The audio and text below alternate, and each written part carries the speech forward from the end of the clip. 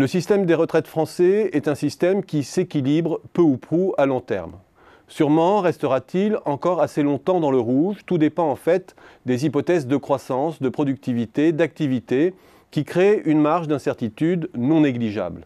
Mais même en tenant compte de cette incertitude, et malgré la tournure plutôt négative des dernières projections du corps, le découvert à long terme des différents régimes pourrait être envié par nombre de nos partenaires européens, même dans le pire des scénarios.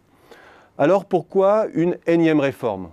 Pourquoi aussi prendre de front la question emblématique du régime spécial des cheminots, dont on sait qu'il est un des plus conflictuels ? La réponse est à rechercher dans les propos même du candidat Macron. L'enjeu n'est pas financier. Le président fait partie de ceux qui admettent que l'équilibrage financier est relativement bien abordé en France. L'enjeu, selon ses propres termes, est systémique. Le système resterait un système par répartition et, officiellement, ne remettrait pas en cause l'âge légal. Il s'agit avant tout d'aller vers un régime universel, les mêmes règles s'appliquant à tous, simplifier, uniformiser, réduire les disparités de traitement. L'idée centrale étant d'attacher à chaque actif un compte notionnel où s'accumuleraient des points en fonction de ce qui a été cotisé tout au long de la vie. Fini donc les 25 meilleures années dans le privé ou les 6 derniers mois pour les fonctionnaires. Fini aussi les régimes différenciés par statut. Fini la prise en compte inégale des primes, etc.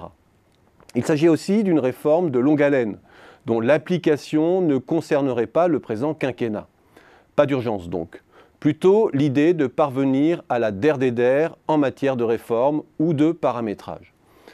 Alors le système actuel s'équilibre, certes, mais le réduire à cela est limitatif. Il s'équilibre partiellement par un rallongement de la durée de cotisation, mais surtout par une baisse du niveau de vie des retraités, depuis que l'indexation des retraites ne se fait plus sur les salaires, mais sur les prix. Ce qui signifie que les retraités n'ont plus droit au partage des surplus de productivité. Et puis, il y a le puzzle des 40 régimes spéciaux, qui prend très mal en compte la véritable pénibilité. Et surtout, une véritable iniquité liée au fait que, selon les métiers, les écarts d'espérance de vie n'ouvrent pas les mêmes droits de retraite en cumulé. Il y a donc de bonnes raisons de le faire évoluer. Parmi les avantages du nouveau système, il y a le fait qu'un système par points permettrait un équilibrage financier simple par modulation de la valeur du point. Il y a ensuite le fait qu'avec ce mode d'indexation, les retraités pourraient bénéficier d'un meilleur partage des fruits de la croissance que dans le système actuel qui déconnecte les retraites des gains de productivité.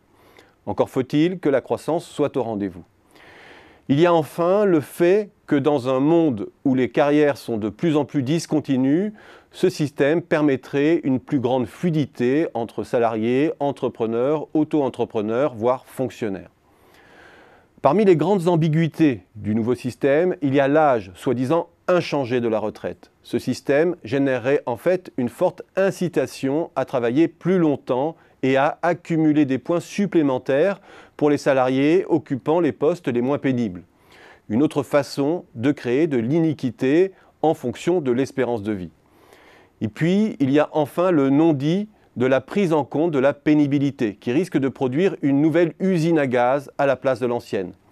C'est là la principale inconnue de la réforme et le principal paramètre qui en déterminera l'issue. Ne pas faire trop de perdants, c'est déterminer des critères de pénibilité qui absorbent au maximum les régimes spéciaux déjà existants. Pas sûr que l'on sache le faire sur la base de critères simples. Pas sûr aussi que les entreprises acceptent d'entrer dans ce process, on le voit déjà.